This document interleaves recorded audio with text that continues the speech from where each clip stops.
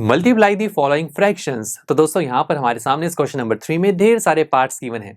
हर एक पार्ट में दोस्तों बहुत सारी फ्रैक्शंस आपस में मल्टीप्लाई करवाई जा रही हैं, उन्हें हमें सॉल्व करना है। बहुत सिंपल है। आइए सबसे पहले पार्ट को पिक करते हैं जो कि 2/5 मल्टीप्लाई 5 1/4।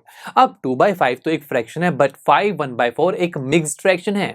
और दोस्तों किसी मिक्स फ्रैक्शन को हम डायरेक्ट किसी फ्रैक्शन या किसी नंबर से मल्टीप्लाई नहीं कर सकते। हमें सबसे पहले इस मिक्स फ्रैक्शन को किसी एक सिंपल फ्रैक्शन में कन्वर्ट करना होता है, यानी कि जहां पर सिर्फ न्यूमरेटर और डिनोमिनेटर हो। उसके लिए मैंने आपको एक डायरेक्ट मेथड बताया था, बहुत सिंपल है और बहुत फास्ट है। हम क्या करते हैं, हम हमारे मिक्स फ्रैक्शन को किसी फ्रैक्शन में कन्वर्ट करने के लिए अपने मिक्स फ्रैक्शन के डिनोमिनेटर को मल्टीप्लाई करवाते हैं होल नंबर से। डिनोमिनेटर यहां पर 4 है और होल नंबर जो कंप्लीट नंबर है वो है 5। तो 4 मल्टीप्लाई होगा 5 से, आंसर आएगा 20। 20 अपने माइंड में रख लीजिए। फिर इस 20 में हम हमारे न्यूमरेटर को ऐड करते हैं जो कि है 1। 20 + 1 = 21। सो 21 हमारा न्यूमरेटर होगा, नया न्यूमरेटर। और डिनोमिनेटर दोस्तों वही होता है जो मिक्स फ्रैक्शन में है, जो कि है 4। तो देखा आपने, मिक्स फ्रैक्शन को एक नॉर्मल फ्रैक्शन में कन्वर्ट कर लिया। अब बस इसे मल्टीप्लाई कर सकते हैं। हम यहां पर क्या करेंगे, यस 2/5 मल्टीप्लाई 21/4 है ना, तो न्यूमरेटर को न्यूमरेटर से और डिनोमिनेटर को डिनोमिनेटर से मल्टीप्लाई करेंगे, which is equal to 21 divide by 10। अब जरा ध्यान से देखिए, यहां पर इस फ्रैक्शन में न्यूमरेटर बड़ा है डिनोमिनेटर से, और जब भी न्यूमरेटर बड़ा होता है डिनोमिनेटर से तो हम उस फ्रैक्शन को क्या बोलते हैं, यस हम उसे इम्प्रॉपर फ्रैक्शन कहते हैं। और हम जानते हैं कि हम एक इम्प्रॉपर फ्रैक्शन को और भी अच्छे तरीके से रिप्रेजेंट कर सकते हैं, जिससे हमें और अच्छी इंफॉर्मेशन और यूजफुल इंफॉर्मेशन मिल जाती है, जो कि है mix fraction. Yes my friends, उसके लिए हम क्या करते हैं, अपने इस इम्प्रॉपर फ्रैक्शन को पहले डिवाइड करते हैं। तो हमने 10 की हेल्प से 21 को डिवाइड किया, आंसर आया हमारे पास 2 और रिमाइंडर आया 1।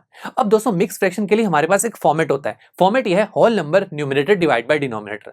होल नंबर में आता है हमारा आंसर जो कि आ रहा है 2, ठीक है। न्यूमरेटर में आता है रिमाइंडर जो कि आ रहा है 1, और डिनोमिनेटर में आता है वो नंबर जिससे डिवीजन परफॉर्म की जा रही है जो कि है 10।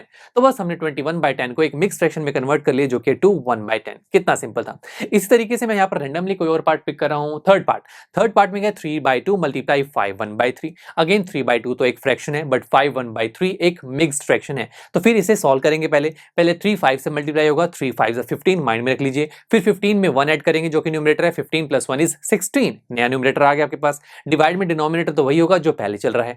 अब दोस्तों इसे सॉल्व करने के लिए या तो आप पहले न्यूमरेटर को न्यूमरेटर से या डिनोमिनेटर को डिनोमिनेटर से मल्टीप्लाई कर लीजिए, बट उससे पहले भी आप इसे सिंप्लीफाई कर सकते हैं। कैसे, देखिए नीचे 2 है, ऊपर 16 है, 2 की टेबल में 16 जाता है ना, तो 2 8 = 16, 3 से 3 कैंसिल आउट हो गया, आंसर 8 आ गया। देखा, मल्टीप्लाई करने की जरूरत ही नहीं पड़ी। चलिए एक और पार्ट पिक करते हैं, सिक्स्थ पार्ट में से कहा गया 2 3/5 मल्टीप्लाई 3। अगेन दोस्तों पहली मिक्स फ्रैक्शन है, दूसरा तो देखो एक नंबर है।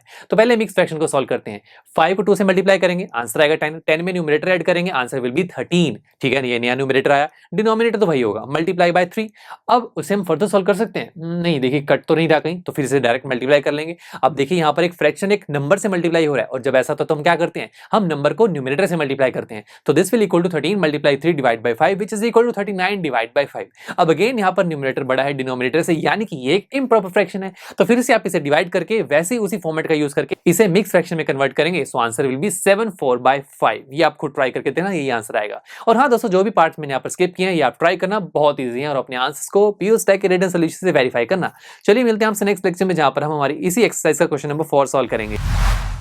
आई एम श्योर स्टूडेंट्स, आपको ये लेक्चर काफी पसंद आया होगा, और ऐसे ही मजेदार तरीके से अपने हर एक कॉन्सेप्ट क्लियर करने के लिए डाउनलोड कीजिए पीयूष टेक ऐप को, जहां पर आपके पास और भी बहुत सारे ऑप्शंस होंगे, जैसे कि back exercise solutions, tip videos, sample papers and much more. So what are you waiting for? Download the app now.